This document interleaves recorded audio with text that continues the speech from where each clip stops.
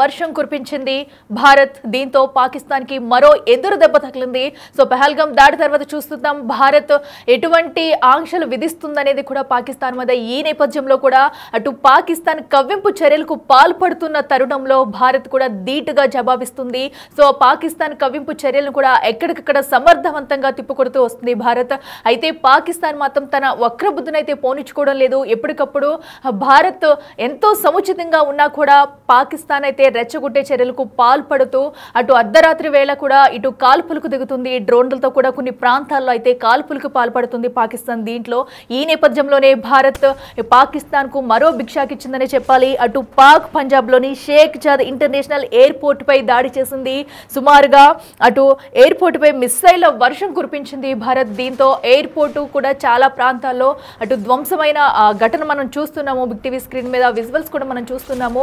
So మిస్సైళ్ల దాడిలో airport అనేది ఎలా ధ్వంసమైందో చూస్తున్నాము. అయితే ముందు నుంచి కూడా భారత్ అక్కడ జనావాసం మీద కాకుండా కేవలం ఉగ్రవాదుల మీదే దాడి చేసేందుకు ప్రయత్నించింది. ఉగ్రవాదులను హతం చేసేందుకే భారత్ అయితే ప్రయత్నించగా అటు పాక్ మాత్రం రివర్స్ లో ఇటు జనావాసాల పైన అటు కక్ష తీర్చుకునేందుకు అటు పాక్ అయితే కవ్వింపు చర్యలకు పాల్పడుతుంది. సో ఈ నేపథ్యంలో ఈ రోజు పాక్ కి అటు బిగ్ షాక్ ఇచ్చేందుకు కూడా అటు భారత్ అయితే ఎయిర్పోర్ట్ పై మిస్సైళ్లతో వర్షం కురిపించిందని చెప్పాలి. ఇది మరొక బిగ్ షాక్ అని చెప్పాలి పాక్ అయితే. సో దానికి సంబంధించిన విజువల్స్ ఒకసారి మనం చూద్దాం.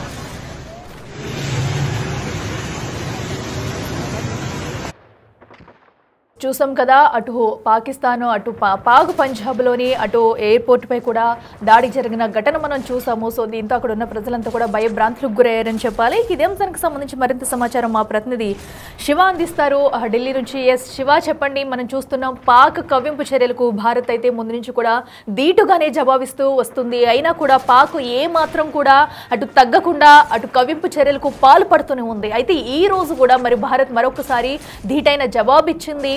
పాక్కు చుక్కలు చూపించిందని చెప్పాలి. సో అక్కడ ప్రస్తుతం పరిస్థితి ఎలా ఉంది? అప్డేట్స్ ఏంటి?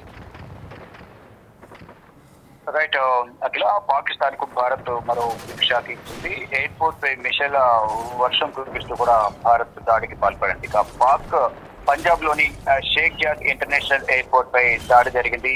ఒక్కసారిగా భారీ శబ్దంతో మంటలన్నీ కూడా ఎగిసిపడ్డాయి. దాడికి సగభాగం కూడా ఎయిర్పోర్ట్ లోని సగభాగం ధ్వంసమైనట్లు కూడా తెలుస్తోంది. పంజాబ్ లోని ఎయిర్ బేస్ పై కూడా మిసైల్ పేలుడు సంభవించింది. మిసైల్ పేలుడుతో ప్రజలు భయంతో అరుస్తూ కూడా పరుగులు తీసిన పరిస్థితి కనిపిస్తోంది. అంటే ఇరు దేశాలు కూడా ఒకరిపై ఒకరు దాడులు చేసుకుంటే క్రమంలో ఇటు పాకిస్తాన్ పై కూడా భారత్ దాడులకు దిగింది. దాడిలో భాగంగానే పంజాబ్ లోని ఎయిర్ బేస్ పై కూడా మిసైల్ పేలుడు సంభవించినట్టు తెలుస్తుంది. కానీ ఆ పేలుడు సంభవించిన తర్వాత అక్కడున్న ప్రజలందరూ కూడా భయంతో అక్కడి నుంచి పరుగులు తీసిన పరిస్థితి కనిపిస్తోంది. ఇక రాత్రుల నుంచి కూడా ప్రధానంగా అంటే గత 2 రోజుల నుంచి కూడా ఈ డ్రోన్స్ మిసైల్స్ తో పాకిస్తాన్ దాడులకు దిగుతోంది. దానికి ధీటుగా భారత్ కూడా సమర్థవంతంగా తిప్పికొచ్చిన పరిస్థితి కనిపిస్తుంది. కానీ అంటే దాడి చేసి ప్రతి దాడి అనేది ఎదుర్కొంటున్న పరిస్థితి పాకిస్తాన్ వంతుగా మారింది. కానీ ప్రతిదీ కూడా వారు దాడి చేసిన సందర్భంలో ఆ మిసైల్స్ ను కానీ డ్రోన్స్ ను కానీ ఎక్కడికెక్కడ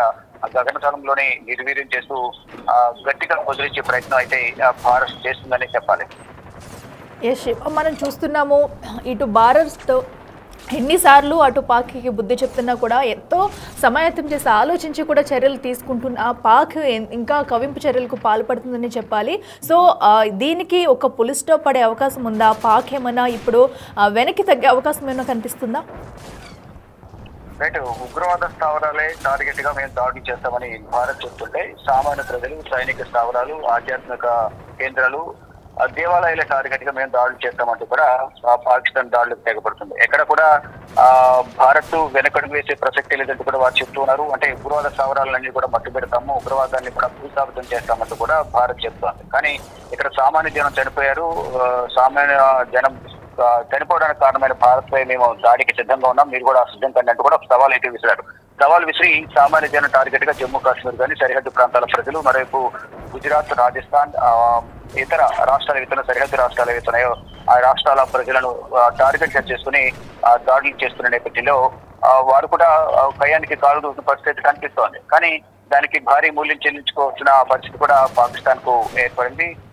వారు దాడి చేసిన నేపథ్యంలో ప్రతిగా పాకిస్తాన్ పై భారత్ దాడి చేసి అక్కడున్న ఆస్తులు కూడా కొంచెం నష్టపోతున్న పరిస్థితి కనిపిస్తోంది. కానీ పాకిస్తాన్ కూడా ఎక్కడ వెనక్కి తగ్గడం లేదు. ఏదో ఒక విధంగా భారత్ కు నష్టాన్ని ఏర్పరచాలి, ప్రజలను ఇబ్బంది గురి చేయాలి, సాధారణ ప్రజల ప్రాణాలు తీసుకోవాలనే ఉద్దేశంతోనే జనావాసాల మీద వాళ్ళు డ్రోన్స్ ను ప్రయోగిస్తున్నారు. దానికి అనుగుణంగానే ఇటు భారత్ కూడా ఎక్కడికక్కడ డ్రోన్స్ ను తిప్పికొడుతున్న పరిస్థితి కనిపిస్తోంది.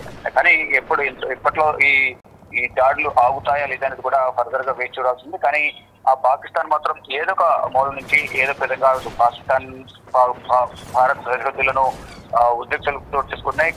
కాల్పుల విరమణ ఒప్పందాలను ఉల్లంఘించి అక్కడ కూడా కాల్పులు తెగబడుతోంది.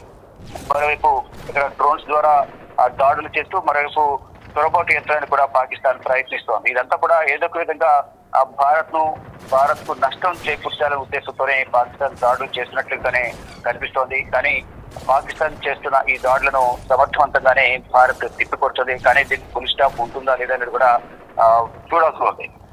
Right Shiva, thank you. Yes, మనం చూస్తున్నాం ప్రస్తుతం అయితే అటు ఏదైతే సరిహద్దుల్లో ఉద్రిక్త పరిస్థితులు నెలకొన్న వాళ్ళ అటు పాక్ భారత్ మధ్య ఎదురుకాల్పులు చోటు చేసుకుంటూనే ఉన్నాయి. అయితే పాక్ కవ్వింపు చర్యలకు మాత్రం వెనుకాడడం లేదు. అర్ధరాత్రి ఆ టైం చూసుకుని మరి సరిహద్దు ప్రాంతాల్లోకి అటు డ్రోన్లతో దాడికి తెగబడుతుంది. దీంతో భారత్ కూడా ధీటైన సమాధానం ఇస్తుంది. సో అయితే ఈ రోజు అటు పాక్ పంజాబ్లోని షేక్ జాద్ ఇంటర్నేషనల్ ఎయిర్పోర్ట్ పైకి దాడికి దిగింది. సో ఎందుకంటే పాక్ ముందు నుంచి కూడా తమ వక్ర బుద్ధిని పోనివ్వకుండా కవ్వింపు చర్యలకు పాల్పడుతూనే ఉంది. సరిహద్దుల్లో అర్ధరాత్రి వేళ అటు మిసైళ్లను ఉపయోగించి డ్రోన్లతో కూడా దాడి చేసేందుకు యత్నించింది. దానికి జవాబుగా కూడా ఈరోజైతే పాక్ భారీ బిగ్ షాక్ ఇచ్చింది భారత్ అయితే అని చెప్పుకోవాలి. ప్రస్తుతం అటు ఎయిర్పోర్ట్కి సంబంధించిన విజువల్స్ మనం చూస్తున్నాము. ఎయిర్పోర్ట్ కూడా సగభాగం ధ్వంసమైన దృశ్యాలు మనం చూస్తున్నాము. దీంతో ఒక్కసారిగా అక్కడ ఉలిక్కిపడ్డారు ప్రజలంతా కూడా. సో ఇది పాకిస్తాన్కి మరొక బిగ్ షాక్ అనే చెప్పాలి. ఎన్ని చేసినా కూడా, ఎలా జవాబు ఇచ్చినా కూడా పాకిస్తాన్ అయితే తన కవ్వింపు చర్యల్ని వెనక్కి తీసుకోవడం లేదు.